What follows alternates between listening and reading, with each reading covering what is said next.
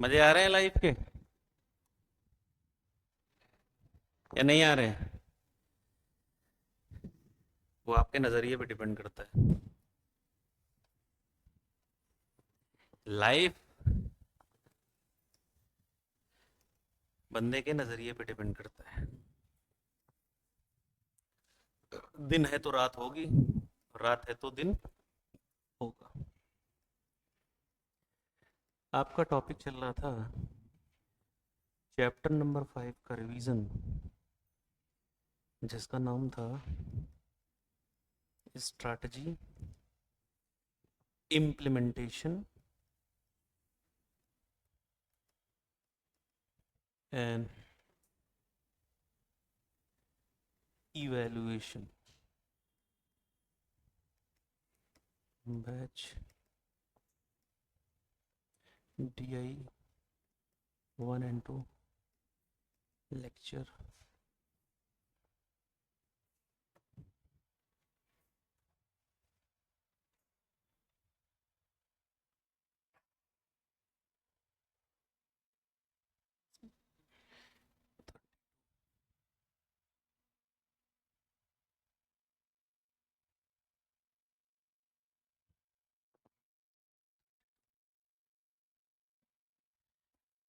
तो ये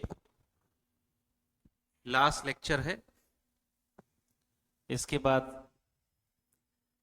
एसएम खत्म हो जाएगा, रिवीजन के साथ खत्म हो गया। अब तुम्हारा शुरू होगा।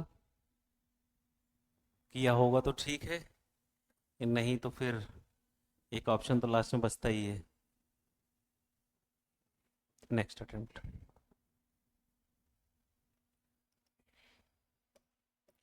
इसमें जो हमने लास्ट क्लास में बात की थी कि इसमें कुछ चीजें हैं जो हमें टॉपिक वाइज तैयार करना है।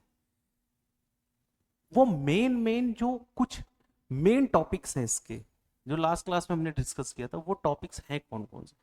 एक तो लीडरशिप वाला। लीडरशिप में लीडरशिप प्लस सब टॉपिक्स उसके। एक मैनेजर के क्या लीडरशिप रोल होंगे, लीडर की क्या रिस्पॉन्सिबिलिटी होंगी। तीसरा क्वेश्चन, ट्रांजैक्शनल ट्रांसफॉर्मेशनल लीडर किसे कहते हैं और क्या डिफरेंस है। और कोई सब टॉपिक इसमें था नहीं, ये टिक हो गया। अब फिर एक टॉपिक और आया था SPM, स्ट्रैटेजिक परफॉर्मेंस मेजर्स। उसकी मीनिंग, स्ट्रैटेजिक परफॉर्मेंस मेजर्स के टाइप्स, इंपॉर्टेंस, और एक और पॉइंट था क्या, फैक्टर्स।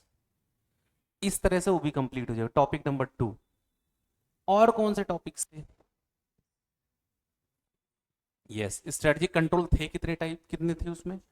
4 थे। प्रीमाइस कंट्रोल सेकंड, पहले अजम्पशन बेस्ड, दूसरा जहां से इंफॉर्मेशन मिले सबसे ले लो, strategic surveillance. Calamity, natural calamities, terrorist attacks, ये सब किस में आते हैं? थर्ड वाला स्पेशल अलर्ट कंट्रोल। और सबसे लास्ट में इम्प्लीमेंटेशन कंट्रोल। ये भी इंपॉर्टेंट थे। उसके बाद आपने देखा था मैकेंजी 7S, 3 हार्ड और 4 सॉफ्ट एलिमेंट्स। और क्या टॉपिक्स थे इस चैप्टर के? स्ट्रैटेजिक चॉइसेस वगैरह थी, और stages of strategic management issues, ये सब टॉपिक्स थे उसके बेसिकली। और उसके बाद में ये आपके मेन मेन जो टॉपिक्स थे वो खत्म हो गए थे। बस एक हमारा बचा हुआ था जिसका नाम है ऑर्गेनाइजेशन का स्ट्रक्चर। ठीक है, ये सबको जैसे मैंने बताया है उसी तरीके से सबको रिवाइज करना है। जब आप टॉपिक वाइज रिवाइज करोगे तो ये चैप्टर धीरे धीरे धीरे धीरे आपका बहुत स्ट्रांग बन जाएगा और पेपर के लिए हमेशा याद रहेगा। अच्छा, उसके बाद अब इसमें एक टॉपिक था जो मैंने कहा था कि उसको एक साथ ही पढ़ेंगे रिवीजन में। वो क्या था? वो था ये कि एक कंपनी का जो ऑर्गेनाइजेशन का स्ट्रक्चर होगा वो कितने टाइप्स का स्ट्रक्चर हो सकता है। तो इसके कुछ स्ट्रक्चर्स के नाम आपको याद भी होंगे, आपने पढ़ा था जब। सिंपल स्ट्रक्चर हो गया, फंक्शनल स्ट्रक्चर हो गया, और multi multi divisional divisional structure, और network structure, hourglass structure. कौन सा एम शेप का बोला जाता है? एम फॉर्म स्ट्रक्चर है।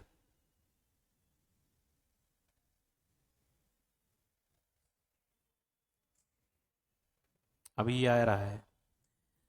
अब इसके एक एक टाइप्स ऑफ ऑर्गेनाइजेशन के स्ट्रक्चर को हम एक बार रिवाइज कर लेंगे दोबारा से। सबसे पहले जो ये ऑर्गेनाइजेशन का स्ट्रक्चर है, सबसे पहले हमने डिस्कस किया था सिंपल स्ट्रक्चर। इसके कुछ पॉइंट्स को हमने हाईलाइट किया था कि सबसे पहले सिंपल स्ट्रक्चर क्या है, मोस्ट अप्रोप्रिएट है for the companies that follow single business strategy. किन कंपनियों के लिए मोस्ट अप्रोप्रिएट है ये? जो सिंगल बिजनेस स्ट्रेटजी फॉलो कर रही है, कि मतलब एक बिजनेस स्ट्रेटजी वही फॉलो करना है, और offer line of single geographic market में। अब प्रोडक्ट भी कहां बेच रही है? सिंगल जियोग्राफिक मार्केट में, सिंगल बिजनेस स्ट्रेटजी।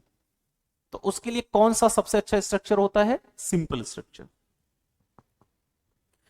जिन कंपनीज को सिंपल स्ट्रक्चर एक जगह और अप्रोप्रिएट होता, कंपनी किस टाइप की स्टाइल फॉलो कर रही हो, अगर फोकस्ड कॉस्ट लीडरशिप या फोकस्ड डिफरेंशिएशन, क्योंकि सिंगल जियोग्राफी मतलब फोकस्ड कॉस्ट लीडरशिप या focused niche market, segment market. Simple structure यहां पे क्या होता है, कंपनी का जो ओनर मैनेजर है वो सारे क्या कर रहा है? सारे डिसीजन वही ले रहा है। हमने पढ़ा था ये लाइन। अच्छा, क्या इसमें बहुत ज्यादा स्पेशलाइजेशन ऑफ टास्क ये सब चाहिए, फॉर्मेलिटीज, या कम चाहिए? वो यही तो इसकी एडवांटेज है कि यहां पे लिटिल स्पेशलाइजेशन ऑफ टास्क चाहिए, बहुत कम रूल्स होते हैं, लिटिल फॉर्मलाइजेशन होता है, अनसोफिस्टिकेटेड इंफॉर्मेशन सिस्टम होता है, डायरेक्ट इन्वॉल्वमेंट होता है किसका? Owner manager in all phases day to day operation. अच्छा ये बताओ, यहां पे कम्युनिकेशन फ्रीक्वेंट होती है या टफ होती है, कॉम्प्लेक्स होती है? फ्रीक्वेंट होती है। अच्छा, यहां पे प्रोडक्ट क्विकली लॉन्च हो सकते हैं, नहीं हो सकते? आराम से introduce to the market quickly, ये उसका कॉम्पिटिटिव एडवांटेज भी। प्रोडक्ट को बहुत फास्ट तरीके से लॉन्च कर देना, ये सिंपल स्ट्रक्चर की एक बहुत बड़ी कॉम्पिटिटिव एडवांटेज है। क्यों? क्योंकि और कंपनीज में डिसीजन मेकिंग में बहुत टाइम लग जाता है, यहां से पास हुआ ऊपर बैठाओ, लेकिन यहां पे क्या हो रहा है, ओनर मैनेजर ही सारे डिसीजन ले रहा है, तो वहां टाइम लगने की चांसेस नहीं है। अब उसके बाद सिंपल स्ट्रक्चर कॉम्पिटिटिव एडवांटेज लेके आता है for small companies relative to their larger counterparts. These potential competitive advantage include, क्या क्या इसके कॉम्पिटिटिव एडवांटेज है? Broad based openness to innovation, greater structural flexibility and ability to respond more quickly to environment changes. However, if they are successful, small companies grow larger. As a result of this growth, the company outgrow its simple structure. Generally, they are significantly increasing in the process. More extensive and complicated information requirement places significant pressure on owner manager.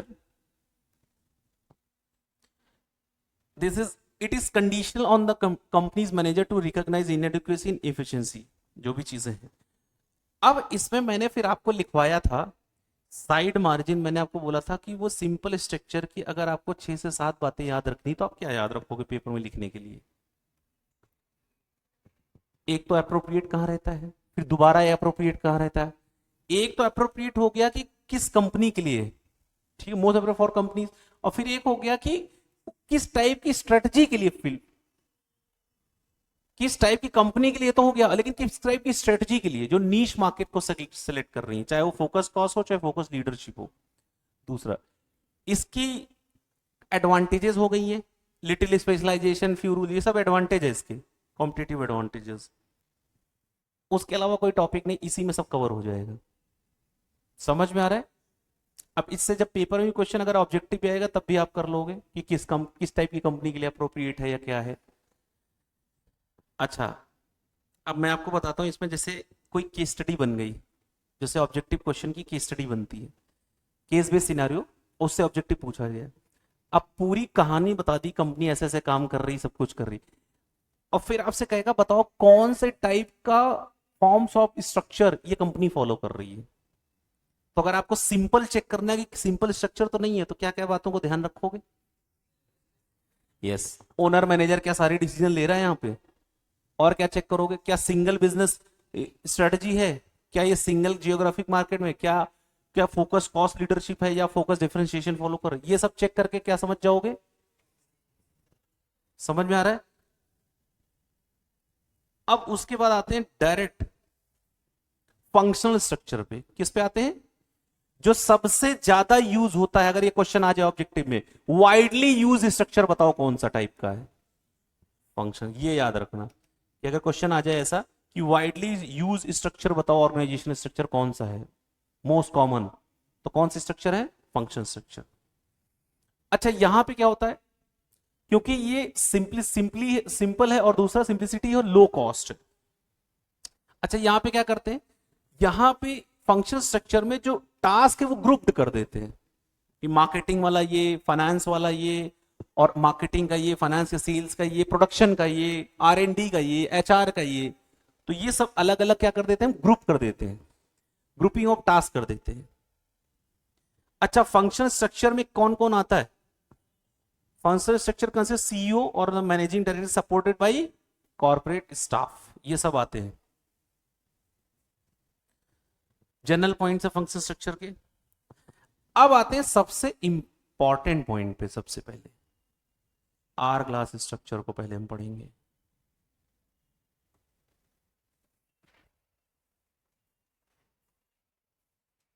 This one, hourglass structure,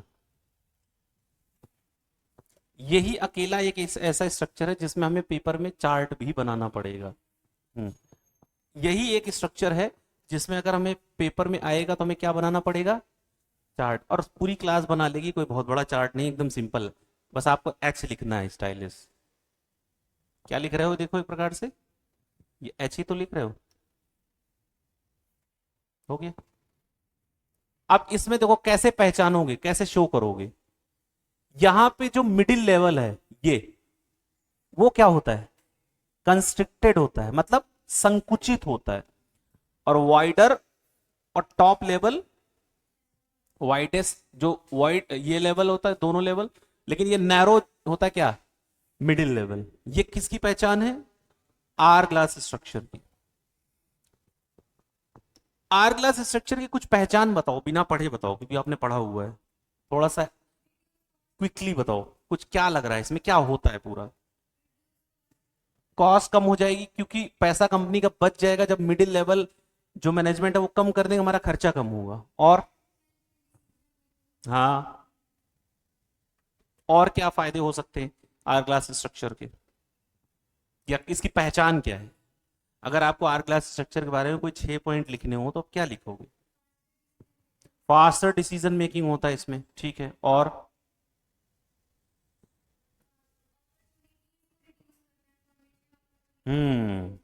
बिल्कुल। देखो, अब इसमें से मुझे 6 point निकालने हैं क्योंकि paper maximum question बनेगा 5 मार्क्स का। ये पहले से पता है आपको कि बड़ा से बड़ा क्वेश्चन कितने का बनेगा? 5 नंबर का। तो हमारे पास कम से कम 6 से 7 पॉइंट होने चाहिए पेपर में लिखने के लिए। तो अब साथ के साथ में जो नहीं लिखे हो तो एक बार साथ के साथ में चेक कर लो कौन से पॉइंट हमें लिखने हैं पेपर में। पहला, आर ग्लास स्ट्रक्चर, ठीक। सबसे पहला काम तो आप कर दोगे कि आर ग्लास स्ट्रक्चर जब लिखना शुरू करोगे तो कैसे लिखोगे? पॉइंट वाइज लिखोगे। जैसे देखो, यहां पे एक पॉइंट आएगा, the role played by the middle management is diminish as the task performing the increase replace by the technological tools. लिखोगे पहला पॉइंट, ये फर्स्ट पॉइंट होगा। In case of hourglass structure, अब अपनी लैंग्वेज में भी लिख सकते हो, in case of hourglass structure middle management क्या हो जाता है? डिमिनिश हो जाता है, मतलब खत्म हो जाता है। उसको रिप्लेस कौन करता है? Technology. The middle level management work is done by technology या replace by technology. Point number 1। ये लिख दिया आपने। अब हम पॉइंट नंबर 2 क्या लिखेंगे, ये हो गया। अब सेकंड, इसमें कितनी लेयर्स होती हैं, अब इसकी पहचान बताना शुरू करना है आपको। इट कंसिस्ट ऑफ, कितनी लेयर्स होती हैं, 3 लेयर्स। अब सब बता दो, टॉप पे क्या होगा, सेकंड लेवल क्या होगा, नैरो होगा, और लास्ट में क्या होगा, समझ में आ रहा है। तो 3 लेवल। सेकंड पॉइंट आपका हो गया, कितनी लेयर्स होती हैं या इसकी पहचान, पॉइंट 2, ये पॉइंट 1 था। अब उसके बाद ये श्रंकन मिडिल लेवल है, ये जो श्रंकन मिडिल लेयर है, ये क्या करती है, ये क्या करती है, देखो, अश्रंकन middle layer coordinate diverse lower level, किससे कोऑर्डिनेट करती है श्रंकन मिडिल लेवल। तो थर्ड पॉइंट ये लिखोगे आप, थर्ड पॉइंट।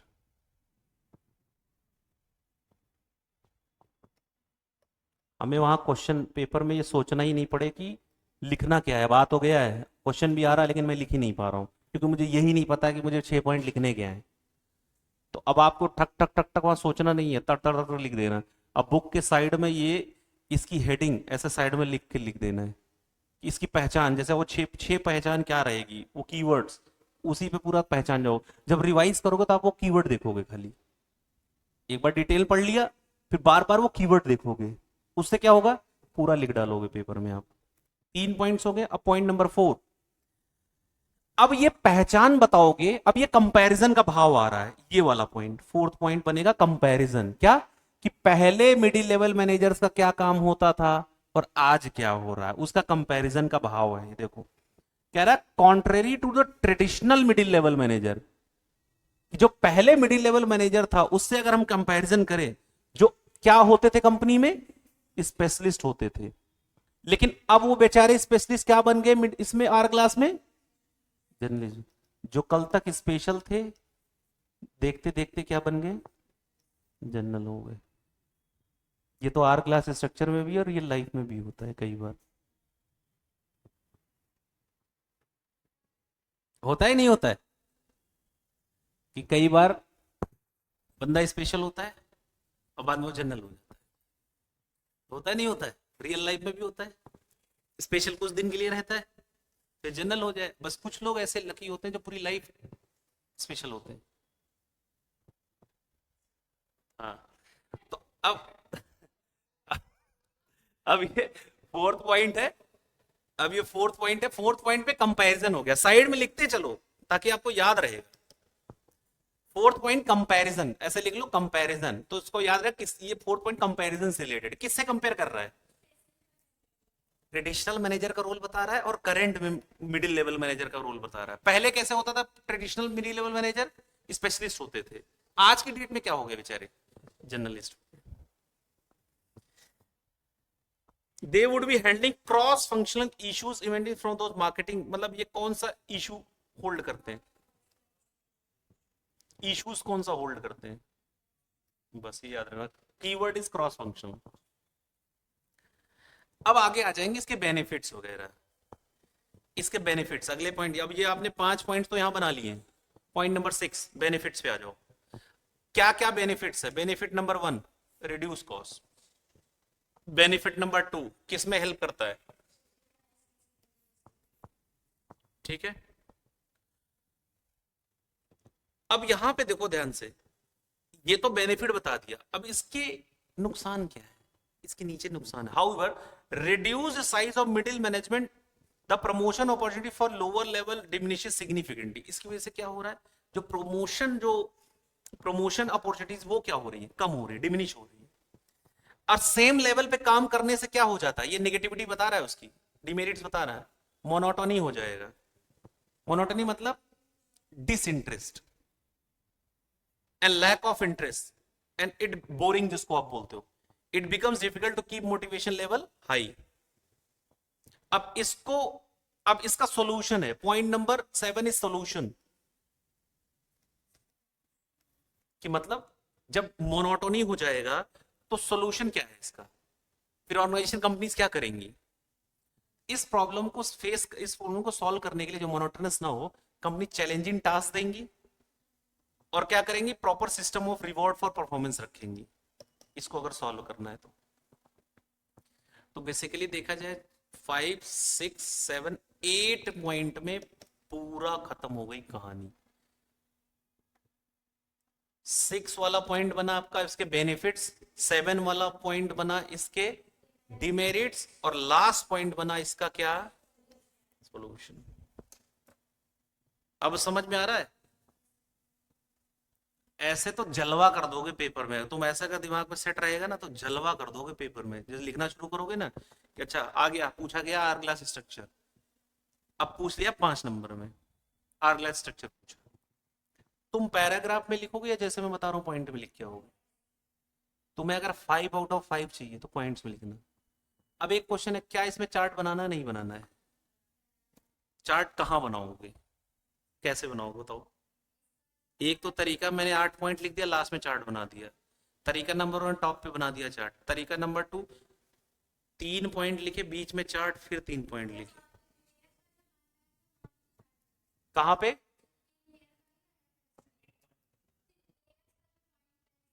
लेयर्स वाला जो पॉइंट था ना, ये वाला, दिस वन, ये रहा सेकंड पॉइंट, उसमें बनाओगे तो ये ज्यादा रेलेवेंट शो होगा। मतलब रेलेवेंट बना आप कहीं सकते हो, बट इसमें बना दोगे तो और बेटर रहेगा। और फिर आपको कितने मिलेंगे, 5 आउट ऑफ 5। अब समझ में आ रहा है? फर्स्ट वाला भी एकदम सिंपल था, कुछ है नहीं, नाम ही सिंपल है। सेकंड बिल्कुल इजी, वाइडली यूज्ड, और थर्ड आपने याद ही कर लिया है क्लास में। अब बस खाली फॉर्मेलिटी बची हुई है, मतलब एक बार रिवाइज करके इस पॉइंट को लिखने की कोशिश करके ऐसे देखना घर पे। अब आते हैं आगे स्ट्रक्चर पे। अब एक स्ट्रक्चर है नेटवर्क स्ट्रक्चर, ये भी बहुत पूछा जाता है पेपर में। नेटवर्क स्ट्रक्चर,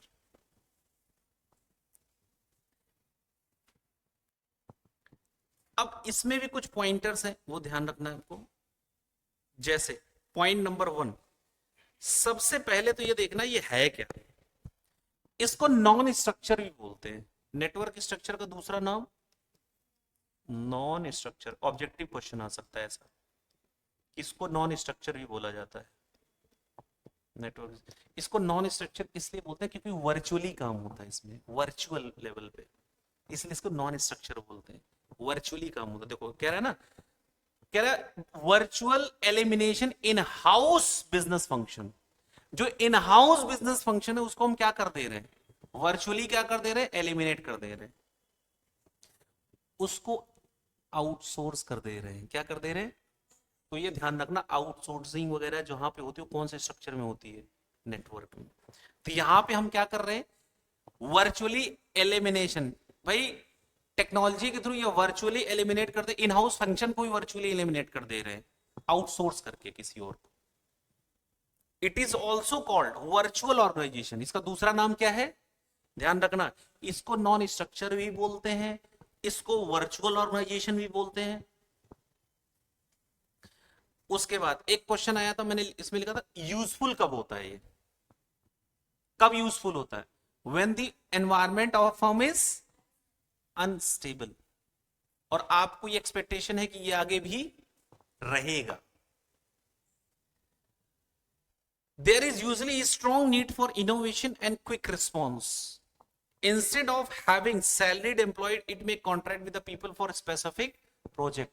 भाई मैं सैलरीड एम्प्लॉइज अपनी कंपनी में ना रख के मैं किसी और को आउटसोर्स कर सकता हूं, प्रोजेक्ट बेस्ड काम करवा सकता हूं। आगे कह रहा है employees long term contract supplier and distributor replace services with the itself vertical integration, किसी और को ट्रांसफर कर दे। Electronic market and sophisticated information system, transaction cost of the market just buy over the make decisions rather than being located in single building area. Functions are scattered different. इनके जो functions किसी एक building में नहीं थे, scattered रहते हैं क्या, पूरे geographic locations पे, अलग अलग जगह पे। Only shell small headquarter होता है इसमें, जिसको बोलते हैं broker, electronically connected to some own divisions. Series of independent business units होती हैं इनकी। Companies like Airtel are using such type of facilities. Network structure company को क्या देता है? एक तो फ्लेक्सिबिलिटी देता है, एडेप्टेबिलिटी देता है, cope with rapid technological change में, शिफ्टिंग पैटर्न में। कॉन्सेंट्रेट करता है क्या? अपनी डिस्टिंक्टिंग गोल। भाई जो तुम्हें लगता है तुम्हारी नॉन कोर एक्टिविटी है उसको तुमने आउटसोर्स कर दिया, किसी और को बोल दिया कि तुम ये करो काम। हम किस पे फोकस कर पाए? ताकि अपनी डिस्टिंक्टिव कॉम्पिटेंसीज, अपने जो एरिया ऑफ एक्सपर्टाइज है उस पर हम काम कर रहे हैं। अच्छा, डिसएडवांटेज क्या है? Availability of numeral potential partner can be source trouble. कोई जरूरी नहीं कि उस तरह के मिल भी जाए आपको, आउटसोर्सिंग पार्टनर मिल जाए, कोई जरूरी नहीं उस लेवल पे। और contracting out functions to separate supplier में कीप डिस्कवरिंग सिनर्जीज, ये भी प्रॉब्लम है। सिनर्जी का मतलब होता है कि एकदम फिट बैठना किसी चीज में।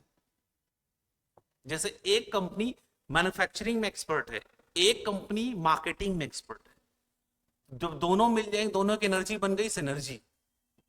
दोनों मिलके जब काम करें उसी को सिनर्जी बोलते हैं, जब साथ में आके काम करें।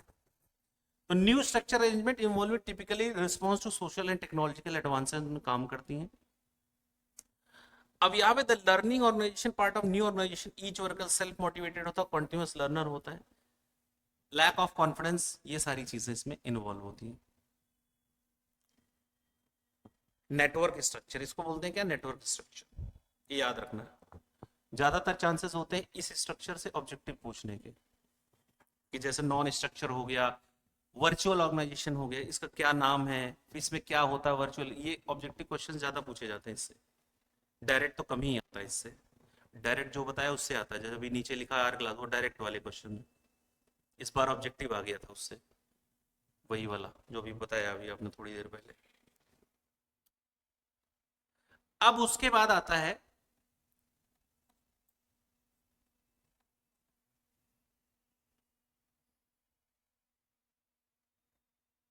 Divisional structure, multi divisional structure. मतलब यहां क्या हो रहा है? Divisional structure can be organize in some of the four way. किसी भी कंपनी का जो डिविजनल स्ट्रक्चर है वो किसी चार में से एक तरीके से आप बना सकते हो। ये थर्ड स्ट्रक्चर है। या तो जियोग्राफिक एरिया वाइज डिवाइड कर लो, प्रोडक्ट को डिवीजन बना लो।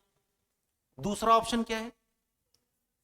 देखो ये ऑब्जेक्टिव का भी क्वेश्चन बन जाता है कभी कभी, कि the divisional structure can be organize in one of the four way. Option A geographic area wise, option B product service, option C customer, और लास्ट में प्रोसेस, कस्टमर और प्रोसेस।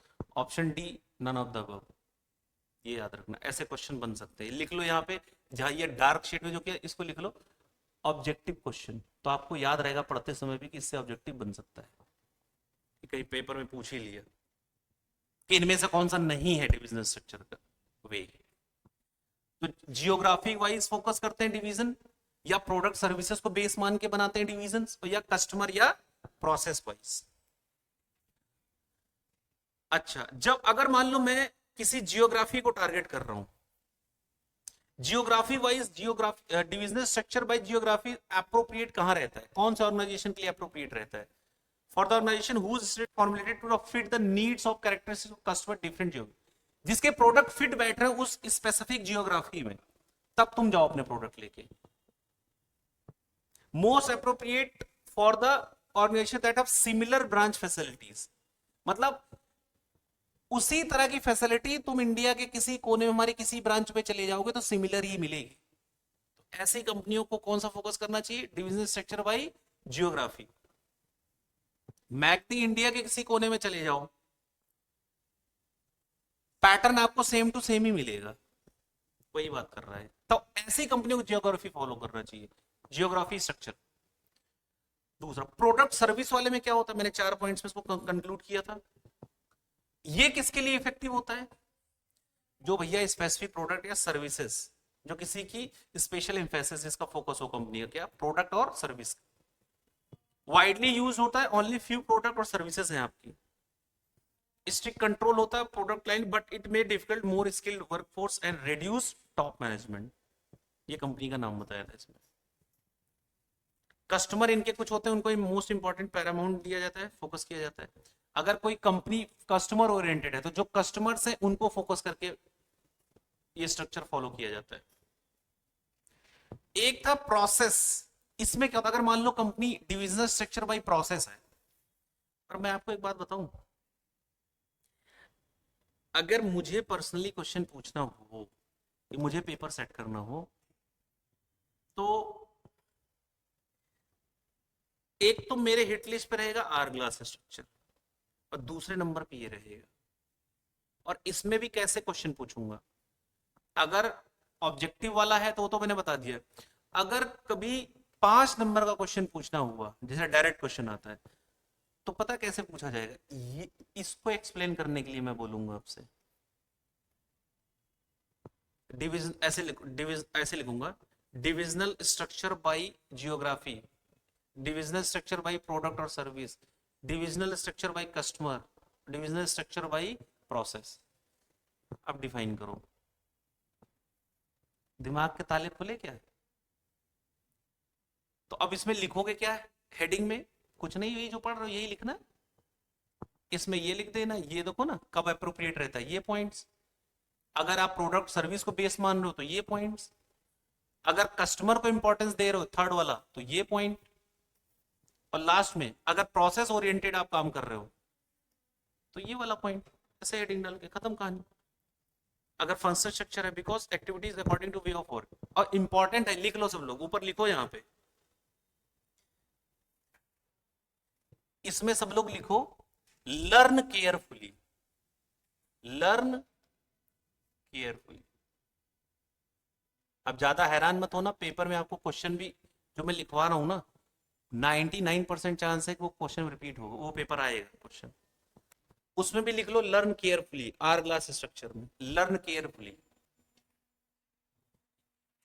लर्न को याद करना है, इसको भी याद करना है। फंक्शनल स्ट्रक्चर में लिखो रीड केयरफुली, लर्न नहीं, read carefully. Functional structure second वाला। और वन में रीड प्लस अंडरस्टैंड।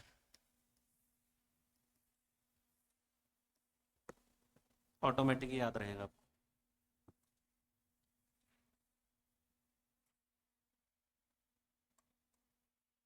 अब आते हैं multi divisional structure. Multi divisional structure इसी को बोलते हैं एम फॉर्म स्ट्रक्चर, जो मैंने क्वेश्चन आपसे पूछा था। कौन सा organization structure M form structure के नाम से जाना जाता है? मल्टी, नाम में ही एम है। ये तो बच्चा ऑप्शन भी पहचान सकता है, थोड़ा चालाक बच्चा हो तो। मल्टी मतलब एम आ रहा है इसमें भी, तो एम स्ट्रक्चर हो सकता है। तो मल्टी, अभी आपने थोड़ी देर पहले डिविजनल स्ट्रक्चर पढ़ा। डिविजनल स्ट्रक्चर में वो 4 बातों में डिवाइज हो रहा था, या तो जियोग्राफी बेस, कस्ट product base, service product service base, या कस्टमर बेस, और लास्ट में प्रोसेस बेस। ये पढ़ा था डिवीजन, इस वाइज में हम डिवाइज करते थे। लेकिन ये क्या मल्टी डिवीजन स्ट्रक्चर, ये कौन से स्ट्रक्चर का है?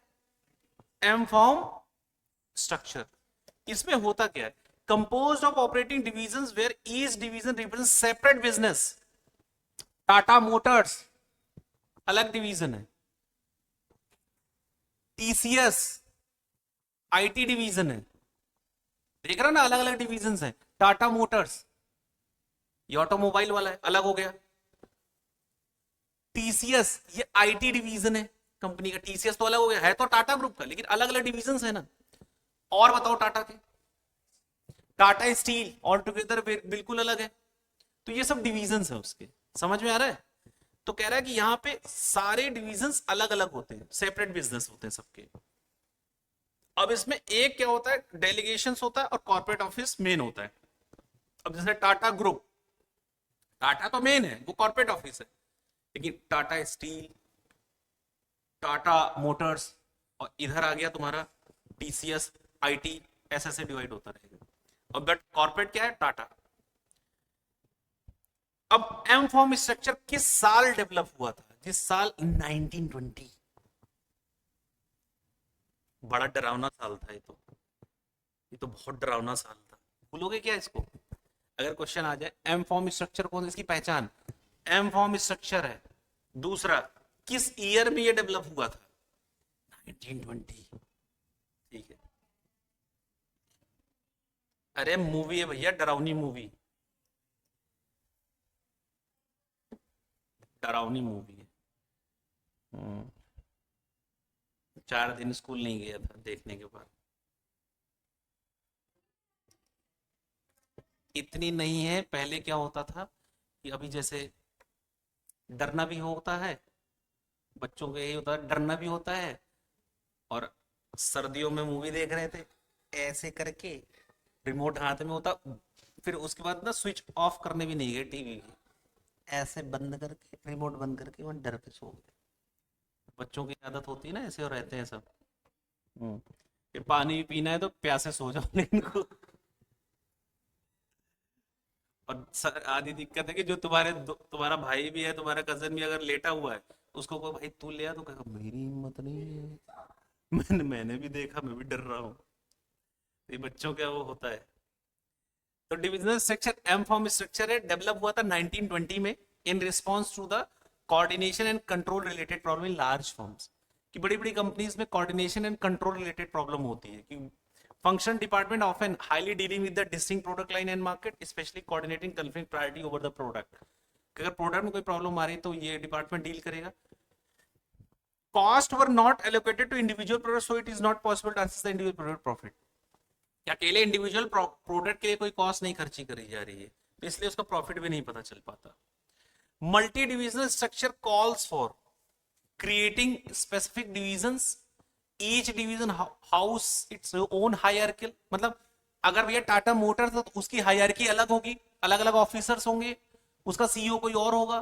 टीसीएस है, उसका सीईओ कोई और होगा, मैनेजर कोई और होगा, ये कहना चाह रहा है।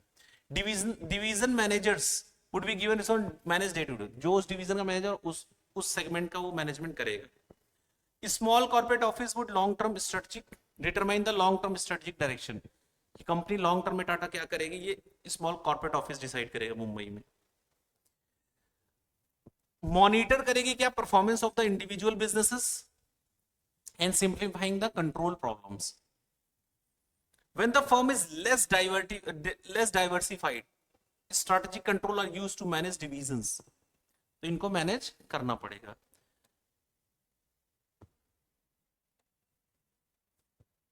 इससे ऑब्जेक्टिव बन सकता है, ये लाइन से कॉल्स फॉर, इससे भी read plus understand plus learn few points, specially objective oriented है, ऑब्जेक्टिव ओरिएंटेड।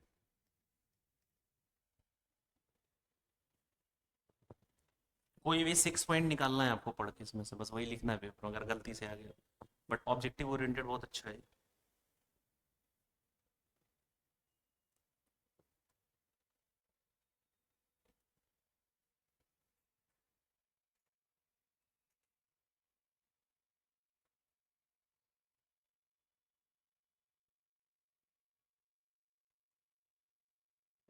अब आ जाओ जो पेपर बहुत पूछा जाता है, एसबीयू। इसके आगे लिखो मोस्ट इंपॉर्टेंट,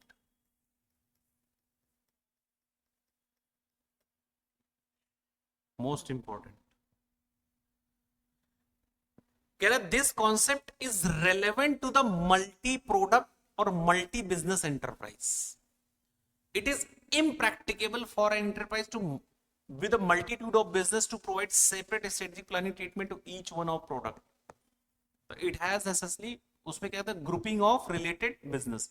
जो रिलेटेड बिजनेस होते हैं उनको क्या कर देते हैं, ग्रुप्ड कर देते हैं। ये इंपॉर्टेंट क्वेश्चन, ये तो क्लास में ही आपको पढ़ना ध्यान से अभी तुरंत। अगर पेपर में क्वेश्चन आ गया स्ट्रेटेजिक बिजनेस यूनिट के कैरेक्टरिस्टिक्स बताओ, उसकी पहचान बताओ, तो क्या क्या कैरेक्टरिस्टिक्स है, पहली क्वालिटी क्या है इसकी, पहली खूबी क्या है। It is a single business और a collection of related business. ये है क्या? It is a single business और a collection of related business का कलेक्शन है ये। ठीक, सिंगल बिजनेस या उसी से related business which offer scope for independent planning which might feasibly stand alone from the rest of organisation, जो अलग हो सबसे। पहला कैरेक्टरिस्टिक्स तैयार हो गया क्या? यही याद कर लेना है। इसकी पहली पहचान क्या है? इसमें भैया सिंगल बिजनेस होता है या कलेक्शन ऑफ रिलेटेड बिजनेस। तो इसके लिए इसमें फायदा क्या है? स्कोप ऑफ इंडिपेंडेंट प्लानिंग है। सेकंड क्या है? बहुत easy, it has own set of competitors. इसके अपने ही खुद कॉम्पिटिटर है अलग अलग। थर्ड इसके क्या है? तीन ही कैरेक्टरिस्टिक्स हैं। इट हैज द मैनेजर, इस जो एसबीयू का जो मैनेजर, उसकी रिस्पॉन्सिबिलिटी क्या होती है? स्ट्रेटेजिक प्लानिंग, और दूसरा profit performance, and who has control over the profit influencing factors. एक बार ये तीन पॉइंट सब लोग लिख लोगे, चाहे याद करके लिखो, चाहे पढ़ के, चाहे देख के लिखो, मुझे मतलब नहीं, लेकिन लिखो इसको, लिख के कुछ एक बार रिवाइज करो इसको लिख के। इसमें दो ही क्वेश्चन आते हैं, एक ये आता है, एक और भी बता रहा हूं। Most asked question for the paper, explain the characteristics of SBU, explain the characteristics of SBU, most demanding question।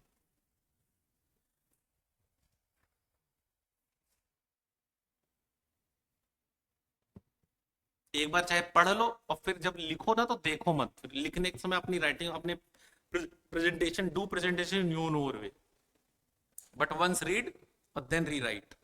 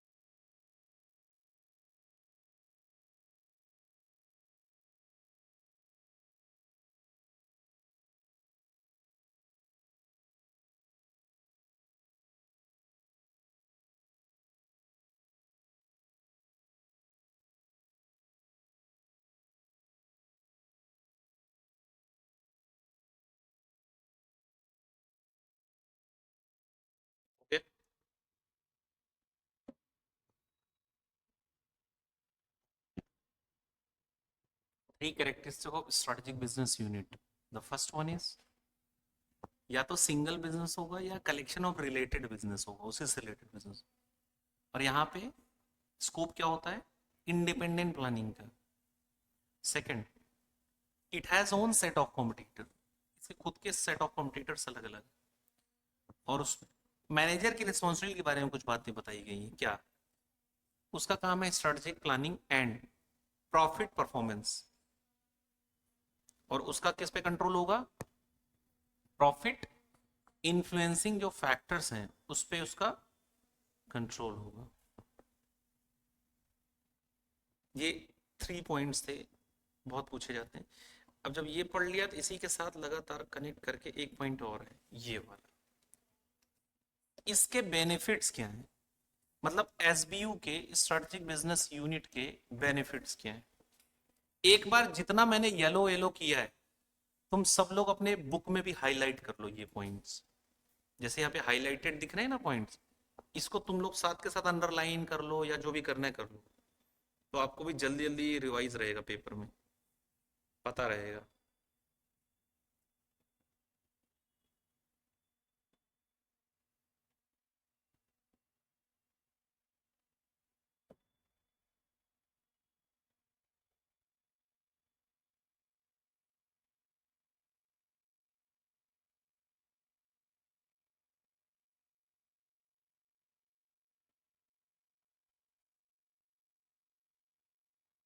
और भी देख लो, और भी है, सारे में कर लो और चेक करो। एक दो तो ऐसे होंगे जो आपने पहले ही पढ़ रखा, वही रिवाइज हो रहा है इसमें। इसमें कुछ पॉइंट्स होंगे जो रिपीट हो रहे होंगे, जो आपने पढ़ा हुआ है।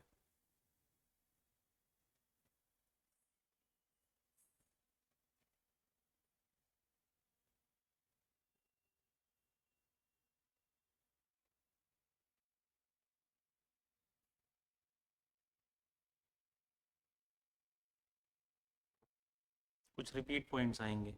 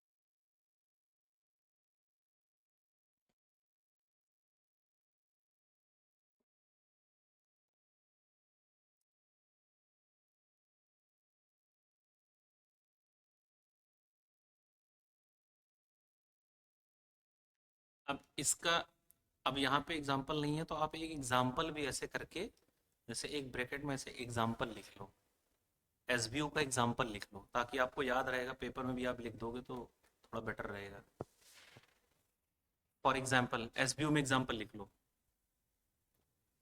एग्जाम्पल है, लिखो, Tata group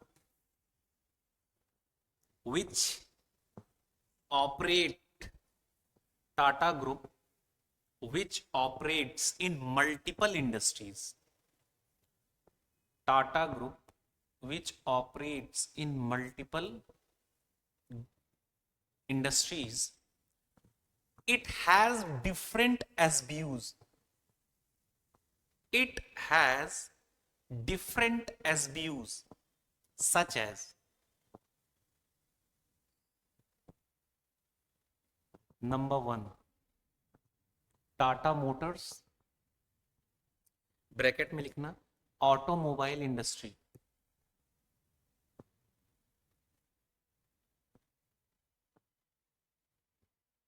second, Tata Steel, bracket में steel manufacturing. Third, Tata Consultancy Services, TCS, IT services bracket में। फोर्थ, टाटा पावर, ब्रैकेट में लिखना एनर्जी सेक्टर।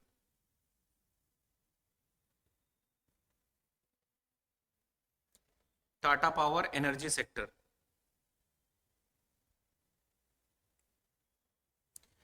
ये सब इंडिपेंडेंटली ऑपरेट करती हैं और सबका अलग अलग मैनेजमेंट होता है, अलग अलग हायरार्की होती है, अलग अलग स्ट्रेटजीज होती है, जो आपने लिखा पूरा। बेनिफिट्स देख लिए, सारा हो गया, हाईलाइट हो गया 10 पॉइंट्स। तो ये दो क्वेश्चन हाई चांसेस होते हैं कि या तो कैरेक्टरिस्टिक्स पूछता है एसबीयू का, और दूसरा क्वेश्चन पूछता है इसके बेनिफिट्स बताओ। ये दो क्वेश्चंस बहुत ज्यादा पूछे जाते हैं एसबीयू से, और एग्जांपल आप डाल ही दोगे जो मैंने बताया है।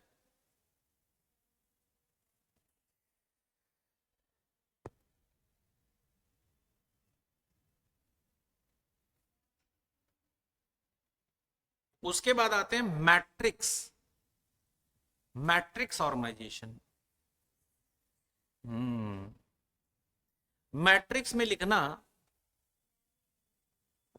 मैट्रिक्स में आपको लिखना है इंपॉर्टेंट प्लस लर्न, लर्न करके जाना है इसमें। इसमें कुछ पॉइंट्स हैं जो लर्न करके जाना है। सबसे पहला, ये सबसे ज्यादा एप्रोप्रिएट किस टाइप की कंपनीज के लिए रहता है? जिनके पास ना तो फंक्शनल ना ही डिविजनल फॉर्म है। ठीक है, ठीक है, ठीक ठीक ठीक ठीक। जो आज वो होगा ना अलविदा, तो दो चीजें होंगी। एक होगा कब एप्रोप्रिएट होगा, जब ना तो फंक्शनल ना ही डिविजनल स्ट्रक्चर फॉलो कर रही हूं, तब मैट्रिक्स स्ट्रक्चर फॉलो होगा। अब मैट्रिक्स वाले में जो हमने पढ़ा था, तो इसमें एक पॉइंट पढ़ा था सबसे पहले, तो ये वाला, इस पे लिख लो, लिख लो भैया कि यही लर्न करना है। पहले तो इसको लर्न करना है, मैंने लिखवा भी रखा है।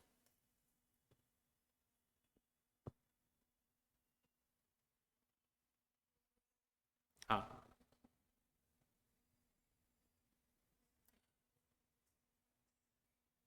Davis and Lawrence has developed a matrix structure. They have proposed three distinct phases या steps. What are those steps? What are those phases?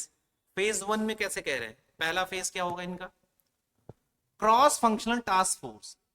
मतलब पहले में क्या हो रहा है? टेम्पररी क्या करेंगे? Cross functional task force initially use में जो प्रोडक्ट लाइन अभी इंट्रोड्यूस हुई है, प्रोजेक्ट मैनेजर पूरा उसका हेड होगा। सेकेंड स्टेप पे भी प्रोडक्ट और ब्रांड मैनेजर। यहां पे क्या हो रहा है? सेकेंड वगैरह cross functional task force become the more permanent and project manager बन गया अब क्या? Brand manager. Second phase begin हो जाएगी। अब लास्ट में जो मेच्योर मैट्रिक्स बताया थर्ड वाले में, तो अब इसमें ड्यूअल अथॉरिटी हो जाती है। फिर एक होता है प्रोडक्ट मैनेजर और दूसरा होता है ब्रांड मैनेजर, उसको दोनों को रिपोर्ट करना पड़ता है। ये थर्ड वाला स्टेप था, इंपॉर्टेंट था वो। अब उसके बाद इसके कुछ पॉइंट्स थे।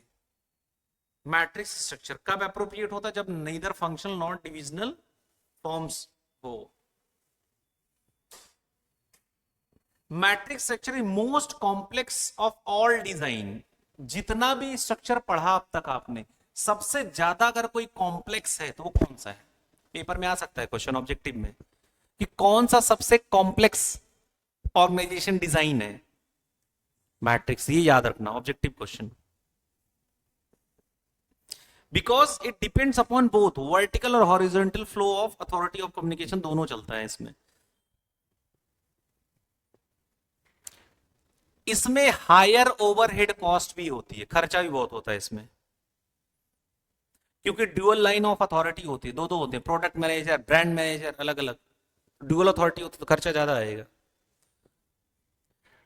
और सबसे इंपॉर्टेंट क्वेश्चन ऑब्जेक्टिव के लिए, जो कि मैंने आपको यहाँ ऑब्जेक्टिव लिखा भी हुआ है, ये वाली लाइन, सबसे ज्यादा मैट्रिक्स स्ट्रक्चर कौन सी इंडस्ट्री में यूज होता है, सबसे ज्यादा पूछा जाता है क्वेश्चन।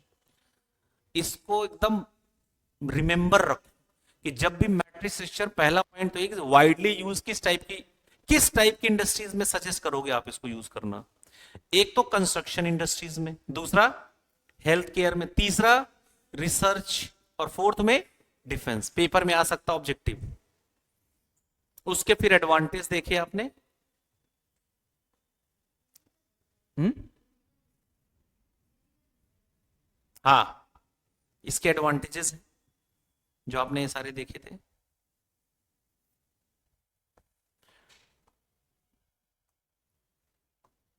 अब इसके बाद खत्म हो गया।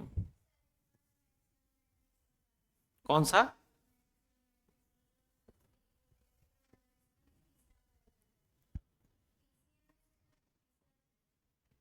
मेच्योर, ये कौन सा है?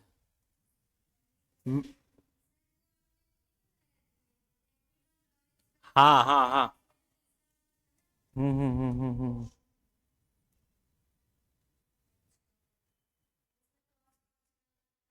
मेच्योर मैट्रिक्स मतलब ये है कि अब वो जो पूरा जो सेगमेंट था वो मैच्योरिटी स्टेज पे आ गया। मतलब क्या, अभी वो प्रोडक्ट भी स्टेब्लिश हो गया है, ठीक, जो प्रोजेक्ट मैनेजर था वो भी बना रहेगा, अब एक और आ जाएगा ब्रांड मैनेजर।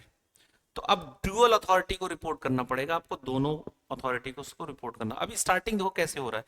पहले एक क्रॉस फंक्शनल टास्क फोर्स बनाई, वो सब कुछ देख रहा है, नया प्रोडक्ट इंट्रोड्यूस हो रहा है, तो अभी प्रोजेक्ट मैनेजर ही सिर्फ रहेगा। सेकेंड स्टेप पे फिर क्या हो रहा है, ब्रांड मैनेजमेंट, मतलब अब प्रोडक्ट का कोई ब्रांड मैनेजर भी सेकंड फेज में शुरू हो जाएगा बनना। और थर्ड स्टेज मेच्योर हो चुका, मतलब दोनों स्टेब्लिश हो जाएंगे। अब यहाँ फाइनल फेज में क्या होता है, ड्यूअल अथॉरिटी स्ट्रक्चर बन जाता है। ड्यूअल अथॉरिटी क्यों?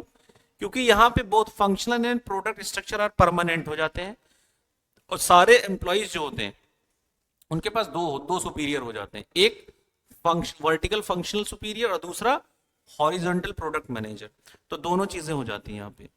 अब एक क्वेश्चन आता है, how matrix is not very popular because difficulties in implementation, troubling, managing. सबसे ज्यादा प्रॉब्लम क्या होती है इसमें?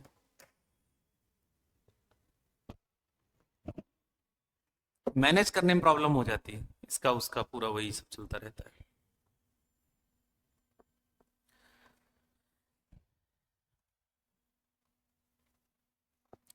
एक बार इसके क्वेश्चन को बोलता हूं पहले।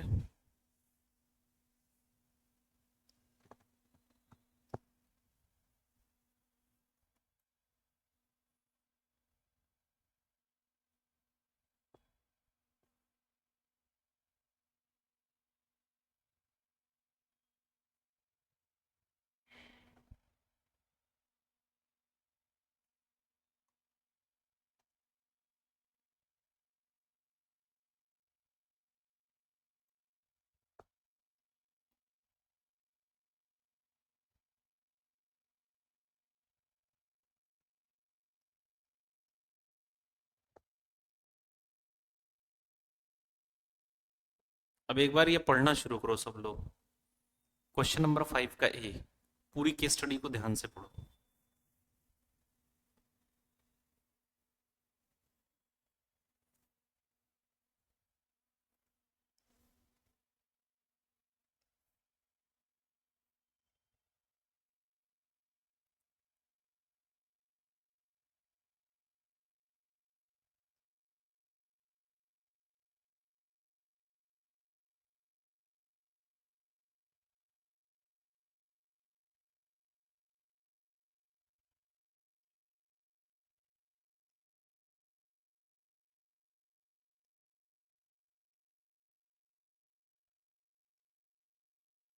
अब बता दो कौन सा स्ट्रक्चर के बारे में।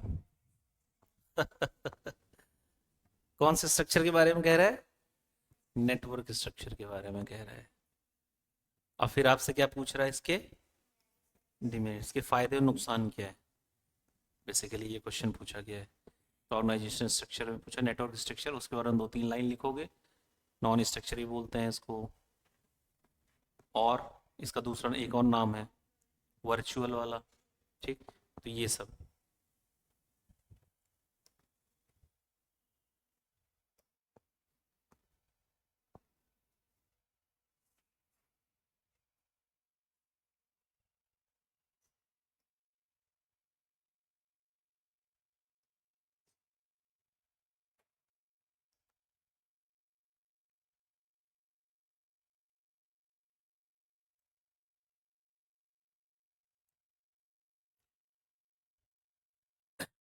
इस पोर्शन के कुछ क्वेश्चंस ऑब्जेक्टिव वाले हमने देखे नहीं थे कल।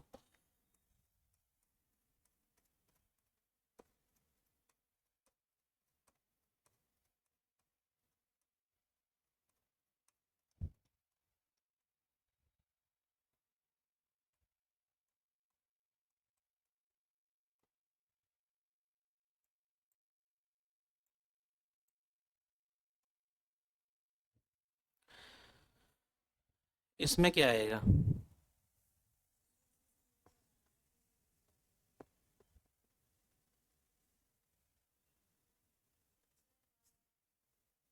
कौन सा?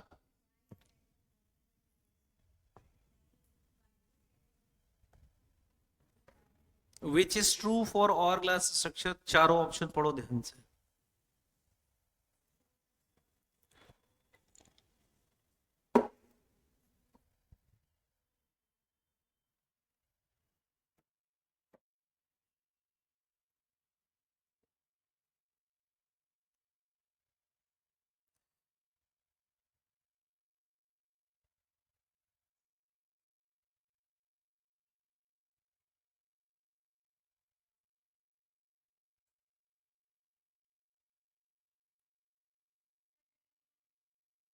कौन सा?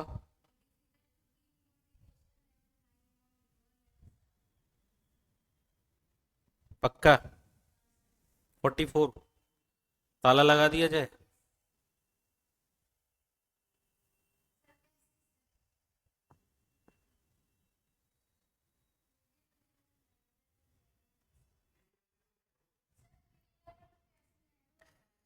याद करो वो टॉपिक नंबर कुछ था जो कंपैरिजन का भाव लिखा था आपने। पहले वाले क्या होते थे? स्पेशलिस्ट होते थे। अभी करंट अब क्या है? जर्नलिस्ट। इसको बताओ।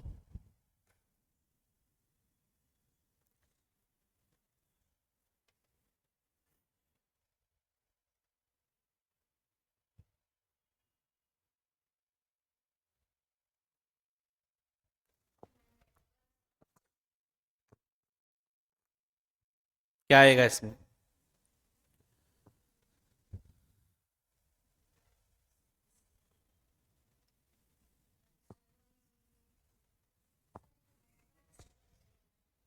Network structure.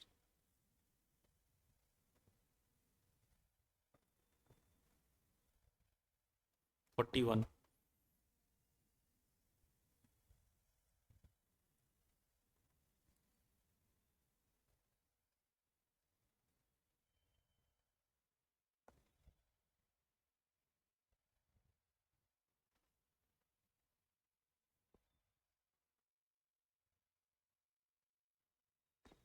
ये जानी और बी पराग कहाँ से आ गए इसमें? जानी और बी पराग कहाँ से आ रहे हैं? कौन सा होगा? मैट्रिक्स। अच्छा, स्ट्रेटेजिक मैनेजमेंट के फेजेस कितने, स्टेजेस कितने थे, पढ़ा था ना आपने चैप्टर की स्टार्टिंग में इसमें? कौन कौन सा? पहला स्टेज, पहले स्टेज पे कंपनी क्या करती है? डेवलप करती है कुछ विजन मिशन एंड वो स्ट्रेटेजिक इंटेंट। सेकंड पे एनालाइज करती है दो चीजें, इंटरनल एक्सटर्नल, ऑर्गेनाइजेशन एनवायरनमेंट और एक्सटर्नल एनवायरनमेंट। थर्ड, इंप्लीमेंट करती है। फोर्थ,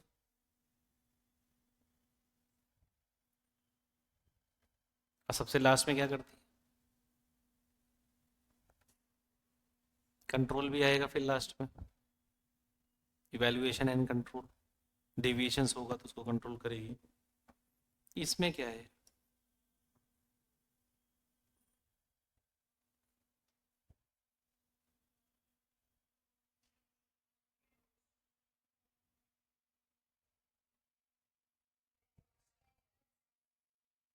क्या आएगा? Network structure. इसमें क्या है? 38।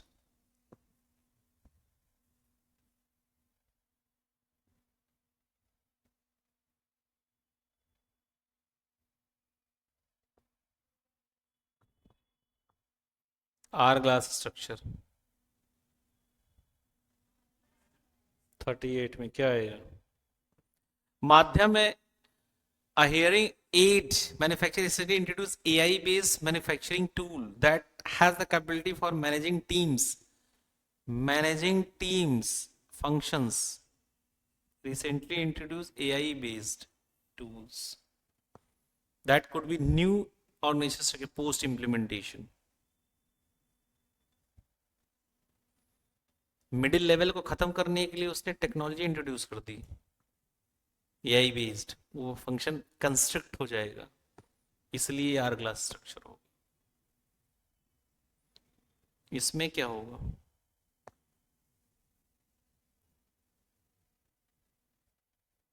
अगेन इसमें क्या होगा? सेम। इसको होता हूं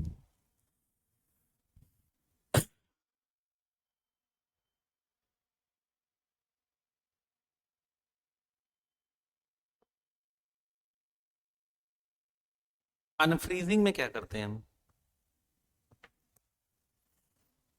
अनफ्रीजिंग द सिचुएशन।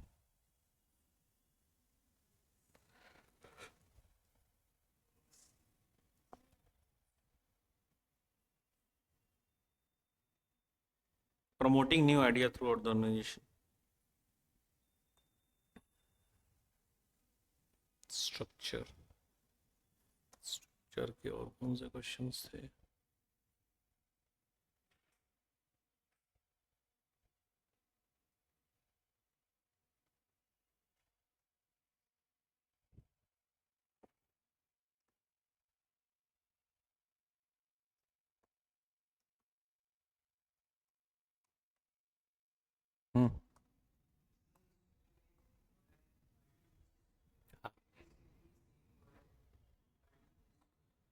मैट्रिक्स में नहीं, वाइडली यूज नहीं होगा मैट्रिक्स। फंक्शन स्ट्रक्चर जनरली सारी कंपनी, जैसे सिंपल स्ट्रक्चर के बाद अगला स्टेप फंक्शनल का। हम्म, वही उस टाइप की कंपनीज में यूज करते हैं जनरली। जनरली उस टाइप्स के नेचर में सजेस्ट होता है। मैट्रिक्स फॉलो करना सबके बस की बात नहीं है, बहुत पैसा लगता है, कॉस्टली, तभी ओवरहेड कॉस्ट ज्यादा जा रही है, उसमें लिखा हुआ उसकी डिमेरिट है। मर जाएंगे छोटे मोटे बंदे तो।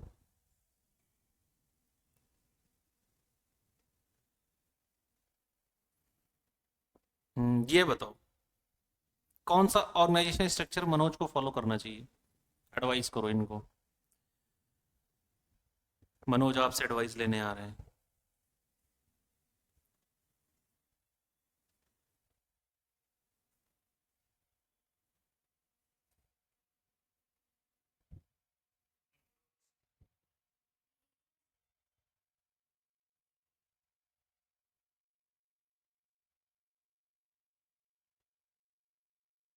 कौन सा स्ट्रक्चर इनको फॉलो करना चाहिए और क्यों?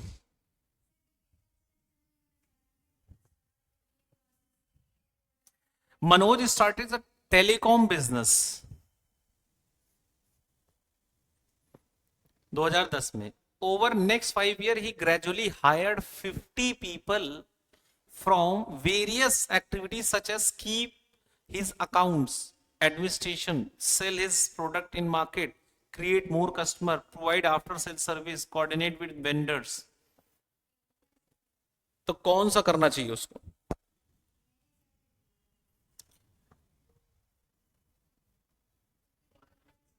जिसके हिसाब से जो होगा वो क्यों होगा, मैं ये जानना है मुझे।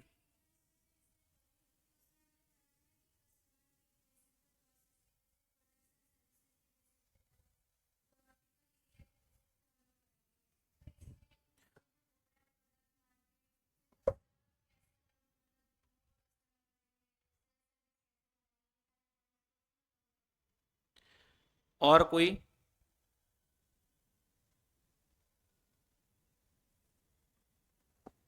और कोई जिसको दूसरा लग रहा है, वो क्यों लग रहा है? अपने भी पॉइंट रखो सब लोग। इन्होंने तो बता दिया इनको जो लग रहा है, आप अपने बताओ कि आपको क्या लग रहा है क्वेश्चन नंबर 4 में।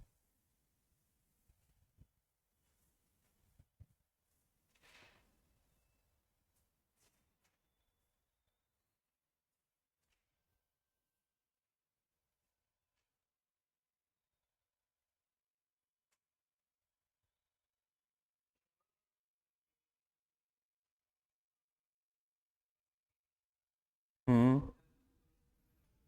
हम्म। हम्म।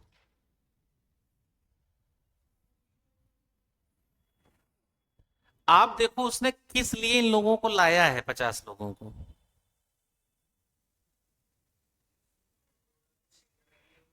अलग अलग फंक्शनल एरियाज के लिए लेके आए हैं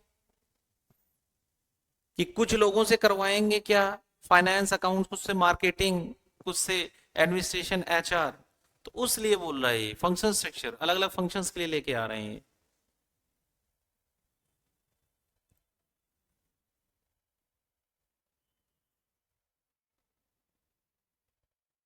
इसका आंसर क्या होगा?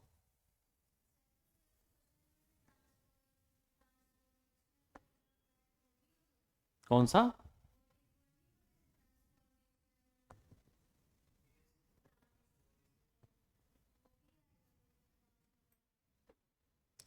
फंक्शनल स्ट्रक्चर वाला फॉलो होगा ना, अलग अलग डिविजन्स की बात नहीं, यहाँ पे क्या है, वो सेम काम के लिए अलग अलग डिपार्टमेंट के लिए काम करवा रहा है, इसलिए ये बना है यहाँ पे। इसमें क्या होगा, इनको किसी कंपनी ने अपॉइंट कर दिया head of strategic business unit का, मल्टी प्रोडक्ट मैनेज कर रही है। सिन्हा को एडवाइस करो लीडरशिप रोल क्या होंगे स्ट्रेटेजी एग्जीक्यूशन में, इनके लीडरशिप रोल चाहिए उनका, मतलब एज अ लीडर क्या रिस्पॉन्सिबिलिटीज होंगी उनके, लीडरशिप रोल क्या होगा।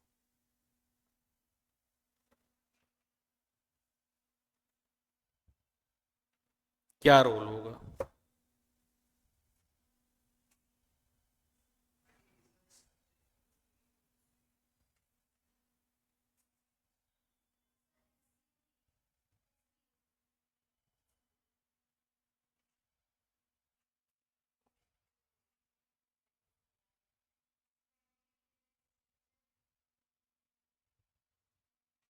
हम्म।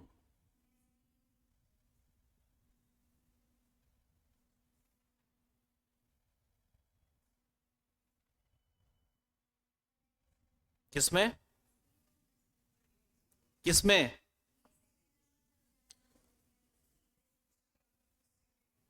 क्वेश्चन नंबर सेकंड ये, कि- ये तो लीडरशिप रोल पूछ रहा है ना। सेकंड क्वेश्चन में क्या पूछ रहा है, पढ़ो आप, क्या कहाँ चले जा रहे हो, आगे पढ़ो। क्वेश्चन पूछ क्या रहा है वो, उसके लीडरशिप एज अ लीडर क्या रोल होंगे उसके, वो जो लीडर्स के रोल जो 7 8 थे वो पूछ रहा है वो। इन दोनों के स्ट्रेटजी बताओ, दोनों कौन कौन सी स्ट्रेटजी फॉलो कर रहे हैं।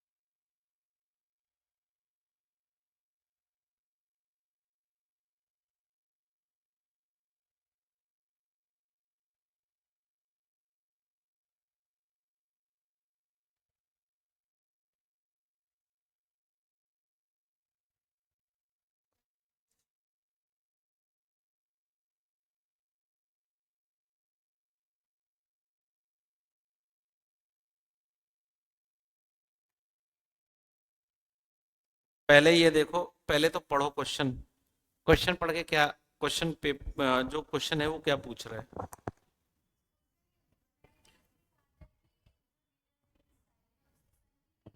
दोनों की अलग अलग है। दोनों में क्या क्या, कौन लीडरशिप स्टाइल कौन फॉलो कर रहा है, कौन क्या कर रहा है, ये पता चला क्वेश्चन पढ़ के। Ramesh is the owner of popular brand breads, Yashpal is son after complete chartered accountancy, father का बिजनेस वो भी कर रहा है। The approaches followed by father and son are different. Ramesh क्या पसंद करता है, पिताजी क्या पसंद करते हैं, अथॉरिटी पसंद करते हैं, फॉर्मल सिस्टम चाहते हैं, गोल्स एंड मोटिवेशन चाहते हैं, एक्सप्लिसिट रिवॉर्ड लो या तो पनिशमेंट लो घर बैठो। ये कौन चाह रहा है, या तो काम करो या तो पनिशमेंट लो घर बैठो। बेटा क्या चाह रहा है।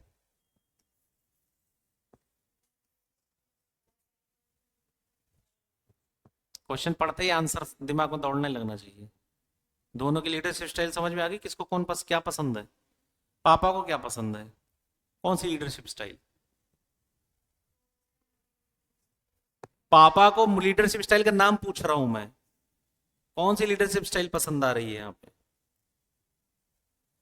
क्वेश्चन में ही आंसर दे दिया गया है। निकल जाओ स्ट्रक्चर से अब। ये किस पे चल रहे, क्वेश्चन चल रहा है लीडरशिप पे, स्ट्रक्चर का क्वेश्चन थोड़ी है। ये पूछ रहा दोनों लोग कौन सी लीडरशिप स्टाइल है कितनी, लीडरशिप स्टाइल है कितनी पढ़ा था आपने। दो ही लीडरशिप स्टाइल है, तो पापा कौन सा फॉलो कर रहा है, बेटा कौन सा फॉलो कर रहा है। क्वेश्चन पढ़ के ही आंसर दिख रहा है, क्वेश्चन में ही आंसर है। रमेश कर रहा है ट्रांसफॉर्मेशनल। ट्रांसफॉर्मेशनल लीडरशिप की पहचान क्या होती है। ये तो कहीं नहीं लिखा वहां पे। ट्रांजैक्शनल लीडरशिप की क्या पहचान है, क्या यूज होता है दोनों में। पढ़ा था ना वो 6-7 पॉइंट्स। ट्रांसफॉर्मेशनल लीडर जो होता है, ट्रांजैक्शनल लीडर वो किसका फोकस होता है उसका, फॉर्मल सिस्टम पे होता है, गोल्स मोटिवेशन, रिवॉर्ड या परफॉर्मेंस, रिवॉर्ड या पनिशमेंट। और ट्रांजैक्शनल लीडर का ट्रांसफॉर्मेशन लीडर का इंथुजियाज्म, चरिस्मा, ये सब चीजें। तो फादर कौन सा कर रहे हैं, बेटा कौन सा कर रहा है फॉलो।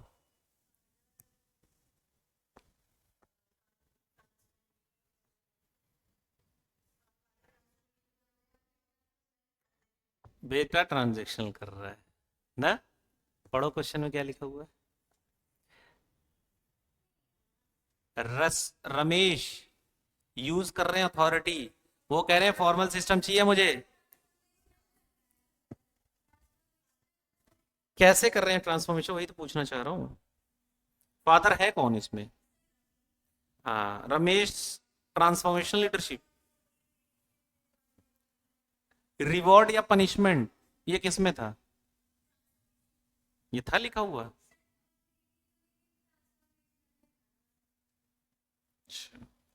रिवॉर्ड और पनिशमेंट ये लाइन, ये ट्रांसफॉर्मेशनल था ट्रांजेक्शनल में था।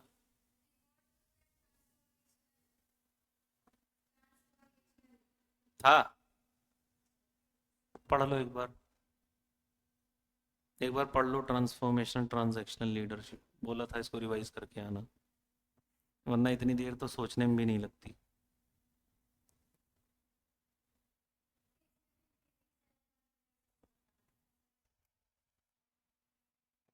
पूरा पढ़ोगे सब कुछ दिखेगा।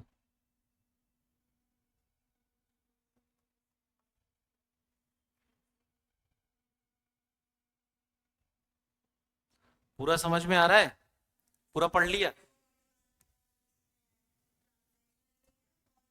पहले तो दोनों को खूबियां पढ़ लो, तब उसके बाद क्वेश्चन पे आओ। पहले पढ़ लो एक बार, ट्रांसफॉर्मेशन लीडर और ट्रांजैक्शनल लीडर दोनों पढ़ लो पहले सब लोग, उसके बाद आओ क्वेश्चन पे।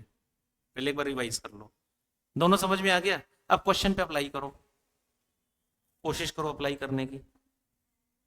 अब क्वेश्चन देखो, क्वेश्चन देखो पहले क्वेश्चन, अब रीड करो क्वेश्चन ध्यान से। ये रहा क्वेश्चन 1, पूरा क्वेश्चन ध्यान से पढ़ो।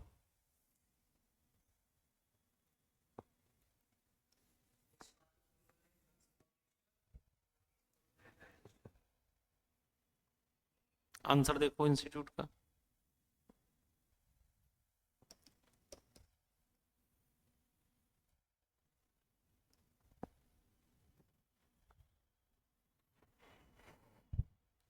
ठीक। अब इसका आंसर कैसे लिखोगे? इसका आंसर जैसे ये लिखा हुआ है, आपको सेम इसी लैंग्वेज में आंसर देना है। पूछा गया discuss the difference leadership style father and son. तो सबसे पहले फादर, तो नाम लिखोगे, रमेश कौन सी स्टाइल फॉलो कर रहे हैं, बता दिया, ट्रांजेक्शनल। अब नीचे ट्रांजेक्शनल जो लीडरशिप स्टाइल उसकी सारी खूबियां, वो 5-6 पॉइंट लिख देना है। ऐसे फिर उसके बाद आ जाओगे बेटे पे, बेटा कौन सा फॉलो कर रहा है, ट्रांसफॉर्मेशन, उसकी खूबियां नीचे।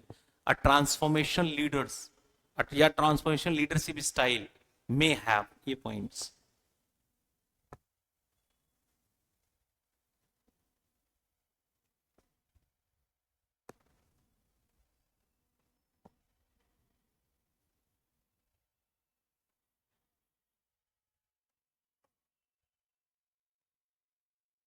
इसमें जितनी भी ये पॉइंट्स हैं, अब जो क्वेश्चन एरिया है, क्वेश्चन एरिया है, हमने स्टार्टिंग में मैंने आपको बताया था कि भैया ये कुछ पॉइंटर्स हैं जो आपके पेपर में पूछे जाएंगे, डेफिनेटली पूछे जाएंगे। उसमें से कुछ पॉइंटर्स हैं जैसे ऑर्गेनाइजेशन स्ट्रक्चर, ये अपने में एक अलग पॉइंटर्स हैं, एक अलग पॉइंट है। अब ये पूरा जैसे आपने पढ़ लिया, मैं एक बार क्वेश्चन लगवाता हूँ स्क्रीन पे, 1 मिनट रुको।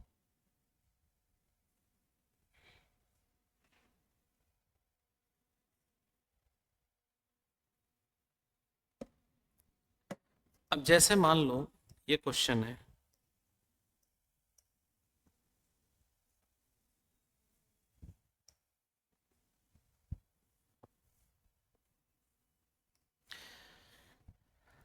अब ये क्वेश्चन है, ये वाला नहीं, कहाँ गया क्वेश्चन, और कहाँ गया,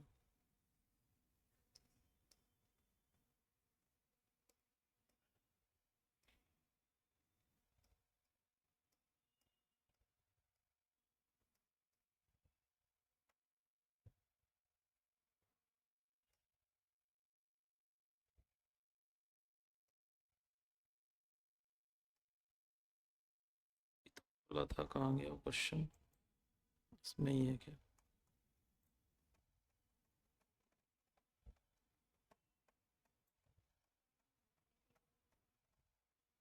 ये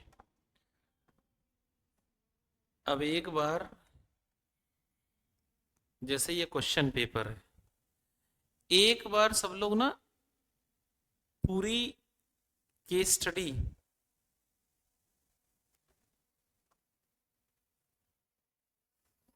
जो पूछी जाती है, ये क्या आ गया, केस बेस्ड सिनेरियो। अब केस बेस्ड सिनेरियो एक ऑब्जेक्टिव क्वेश्चन मान लो पूछा जा रहा है। अब जैसे ये पूछा गया है, ये पढ़ना शुरू करो। The role played by the middle management is diminish as tasks performed the increase replaced by the new improved technological tools. As a result, 3 layers in organization structure, middle level is constricted. कौन सा suitable structure आप इसके लिए बोलोगे? कितने number का है? 2 number. दूसरा क्वेश्चन, करे स्ट्रेटेजिक एनालिसिस का which is constituent of internal analysis. Internal analysis, इनमें से कौन सा इंटरनल एनालिसिस में आता है? समझ रहे हो ना? हमें एक्सटर्नल एनालिसिस करना होता है या इंटरनल एनालिसिस करना होता है? ये पूछ रहा है 3 एक्सटर्नल है, 1 इंटरनल एनालिसिस का पार्ट है, वो कौन सा है? बताओ।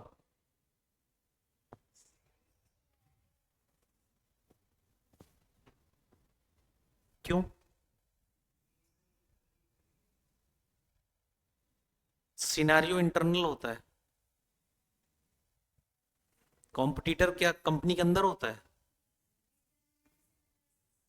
मार्केट क्या कंपनी के अंदर होता है, सिनेरियो एनालिसिस बाहर क्या चल रहा है कंपनी के अंदर होता है, डिटर्मिनेंट्स एनालिसिस उस डिटर्मिनेंट्स में वो सारे पॉइंट्स आ जाते हैं इंटरनल एनालिसिस के। थोड़ा सा ये भी लगा लेना चाहिए इसमें, कभी कभी क्वेश्चन में अगर ऐसा आ जाए तो। इनको एडवाइस करो 11 में, 2 नंबर में, ध्यान से पढ़ के। Tough competition, existing condition maintain करने के लिए।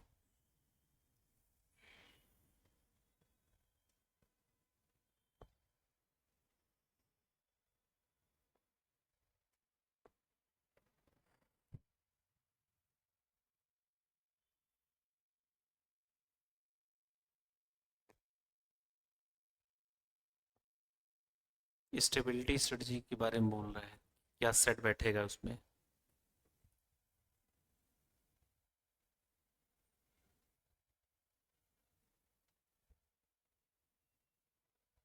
क्या एडवाइस करोगे कंपनी को, कंपनी स्टेबिलिटी स्ट्रेटजी फॉलो कर रही है तो उसके कैरेक्टरिस्टिक्स में से क्या अप्लाई होगा यहाँ पे, कंपनी को क्या करना चाहिए अब यहाँ पे स्टेबिलिटी स्ट्रेटजी में।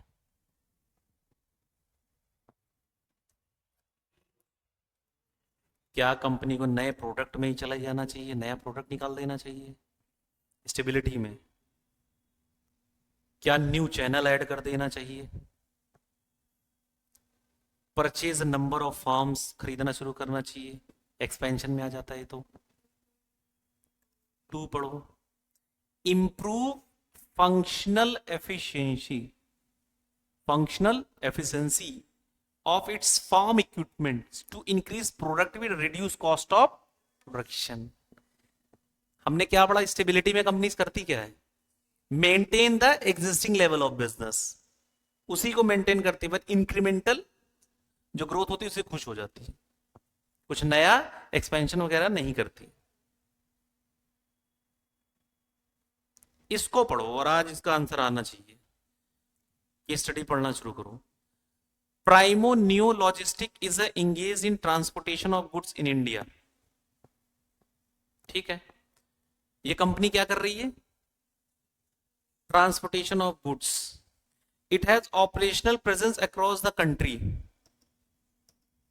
ऑपरेशनल प्रेजेंस है कहां, अक्रॉस द कंट्री। कब से है इसकी कंट्री में, 2010 से। In addition to transporting goods by road, company is also taking services of private airways. एक तो वो गुड्स को भी इधर उधर पहुंचा रही है कंपनी, और प्लस एक काम और कर रही है, private airways as a logistic partner, airways के थ्रू अगर गुड्स भेजना है तो वो भी काम कर रही है।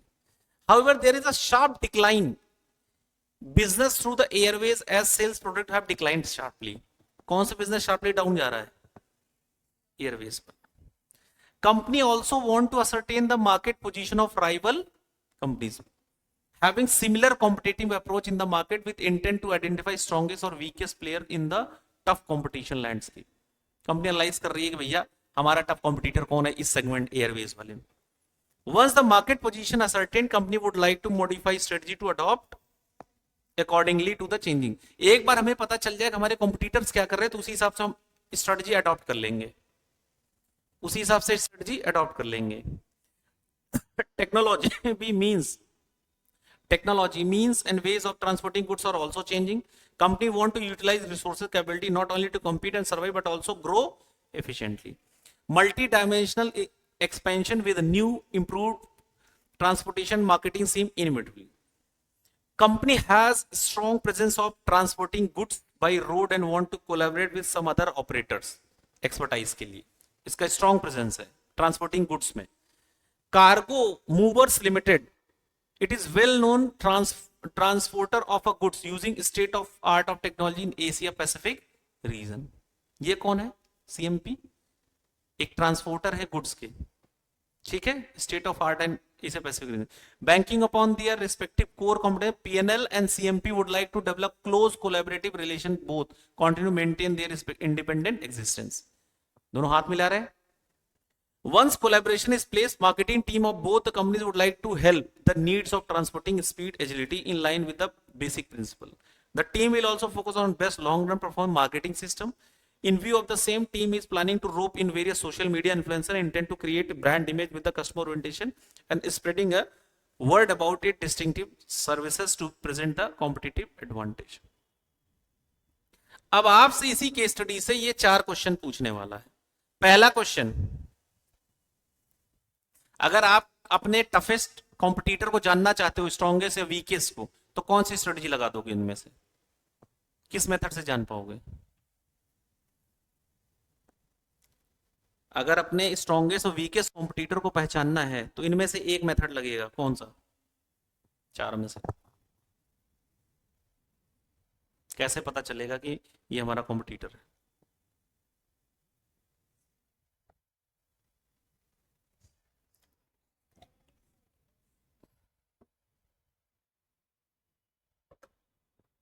क्या था स्ट्रेटेजिक सर्विलांस में?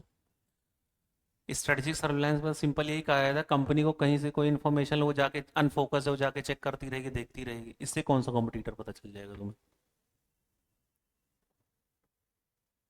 चैप्टर नंबर 2 में ही पढ़ा था स्ट्रेटेजिक ग्रुप मैपिंग. कॉम्पिटिटर को चेक करना है तो स्ट्रेटेजिक ग्रुप मैपिंग लगेगा. कौन सी स्ट्रेटेजी फॉलो कर रही है कंपनी? पूरी केस स्टडी पढ़ने के बाद कंपनी कौन सी स्ट्रेटेजी फॉलो करती हुई दिख रही है?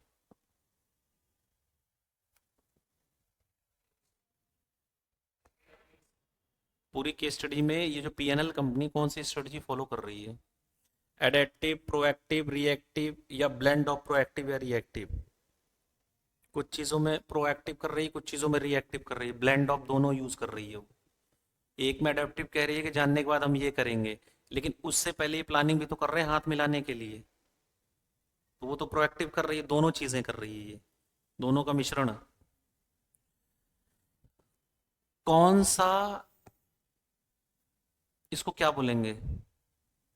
Horizontal integration, merger, acquisition, strategic alliance है. जो लास्ट में हाथ मिलाया था दोनों, वो क्या था?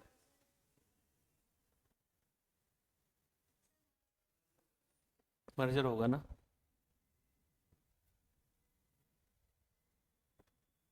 स्ट्रेटेजिक अलायंस होगा. क्यों? पढ़ा होता तो क्वेश्चन नहीं होता. क्यों होता? अभी बता रहा हूँ क्यों होता. क्वेश्चन में ही दिया हुआ है. ये क्या लाइन है? कार्गो वेल नोन, ठीक है. उसके बाद कह रहा है कि हाथ मिलाने के बाद भी दोनों अपनी इंडिपेंडेंट एग्जिस्टेंस मेंटेन करेंगे कोलैबोरेशन के बाद भी.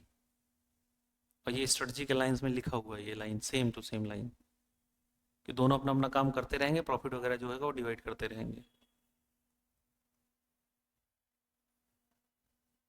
ये कौन सी marketing?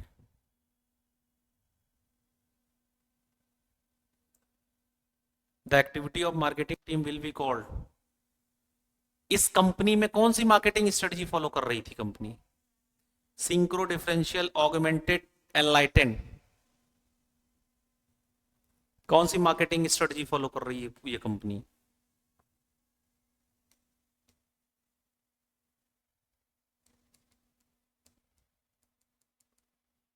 Enlightened marketing follow. Company का ये जो प्राइवेट एयरवेज है, ये कौन से प्रोडक्ट लाइफ साइकिल में पहुंच चुका है? कौन से स्टेज पे प्रोडक्ट है कंपनी का प्राइवेट एयरवेज? डिक्लाइन. समझ में आ रहा है? तो इसको कैसे करना पड़ेगा?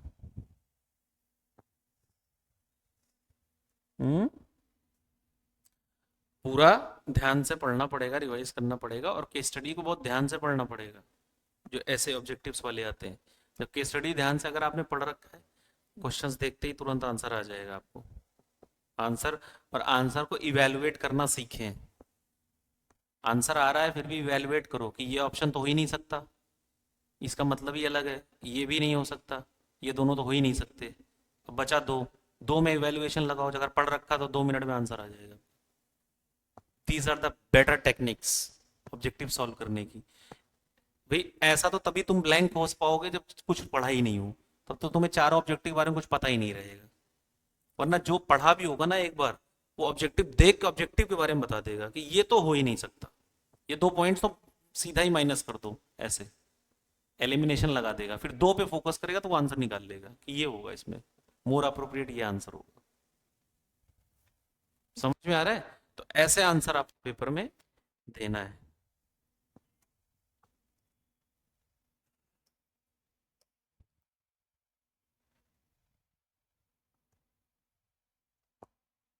अब जैसे इसी में, अब जैसे पेपर आपका जो बनेगा, जैसे ये ऑब्जेक्टिव 15 नंबर का बना, अब उसके बाद में क्या रहेगा कि जैसे एसएम का शुरू होगा पार्ट बी, तो उसमें क्या होगा, 3 क्वेश्चंस होंगे।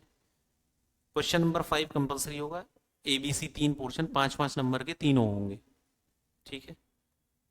बाकी सारे क्वेश्चंस 10-10 नंबर के होंगे। देखो जैसे ये ना क्वेश्चन नंबर 5, फिर 6 ए और बी 5-5 नंबर, फिर देखो 7 5-5 नंबर, फिर उसके बाद 8 5-5 नंबर, ठीक। तो इसमें क्या होगा कि आपको करना रिटन वाला कितना है, 35 मार्क्स। अब इस 35 मार्क्स में क्वेश्चन नंबर जो आपका 6 होगा, 5 होगा, 5 का ए, 5 में बी, 5 में सी, ये 3 क्वेश्चंस होते हैं और तीनों 5 नंबर के होते हैं, तो ये कितने का हो गया, 15 नंबर का। अब बचा कितना इसमें, 20 का, 20 का ही बचा ना।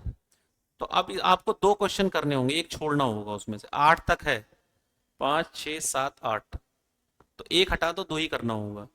तो अब जैसे मान लो आपने 6 का उसमें ए, 6 का बी, 7 का ए, 7 का बी, ऐसे आपने सेलेक्ट कर लिया। तो बाकी सारे क्वेश्चंस कितने मार्क्स के होंगे, 5।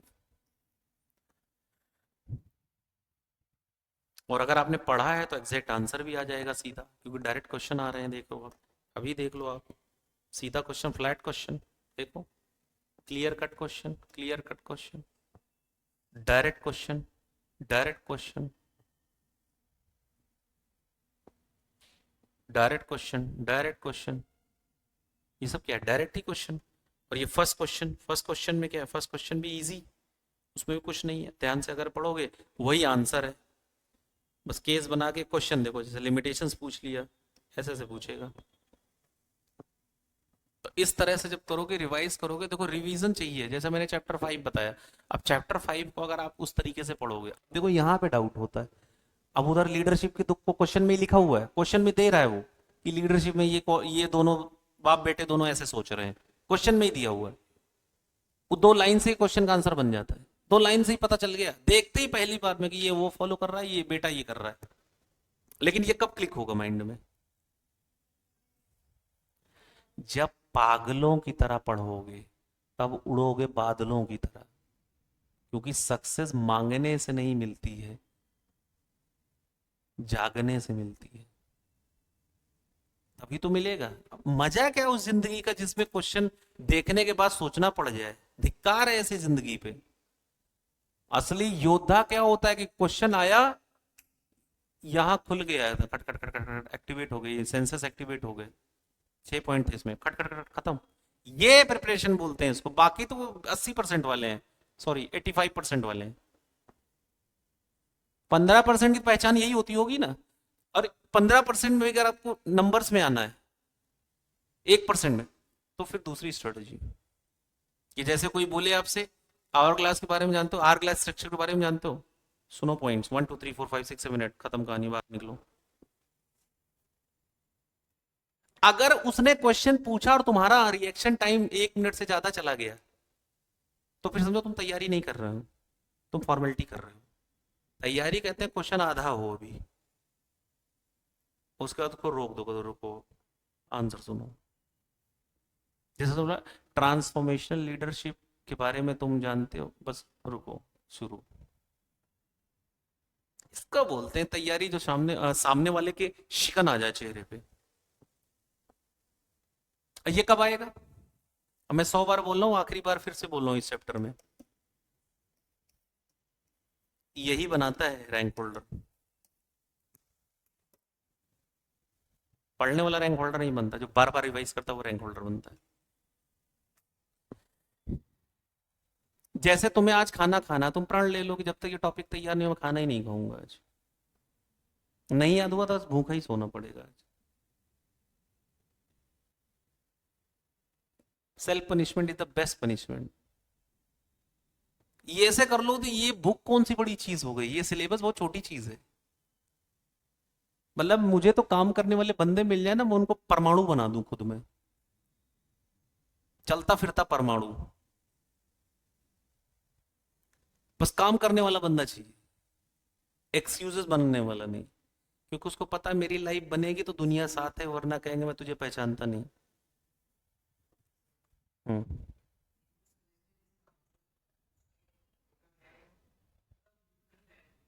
हम्म। सजेस्टेड आंसर जो इंस्टीट्यूट रिलीज करता है वो बुक का ही तो बनाता है, और कहां से बनाएगा।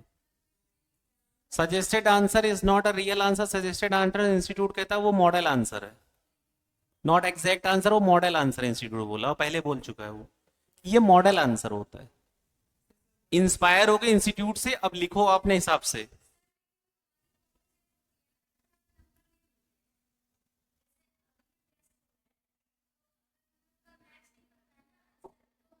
तो आपका जो आंसर, अब जैसे इंस्टीट्यूट ने बोला है कि भैया 4 तरीके से स्ट्रक्चर है, मतलब उसकी 4 हेडिंग बोला कि जियोग्राफी वाइज, प्रोडक्ट वाइज, अब ये सब आप नहीं डाल के लिखो तो नंबर कहां मिलेंगे।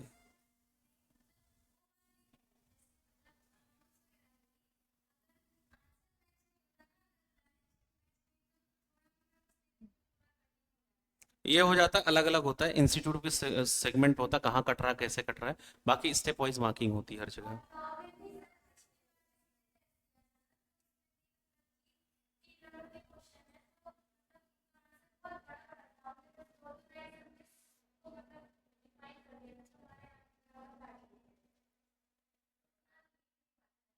हाँ वो थोड़ा बहुत चैलेंज रहता है, चैलेंज रहता है, लेकिन कोशिश करो कि आपके आंसर सारे कंटेंट कंप्लीट रहे पेपर में, तो उसमें ज़्यादा समझ में आएगा आपको।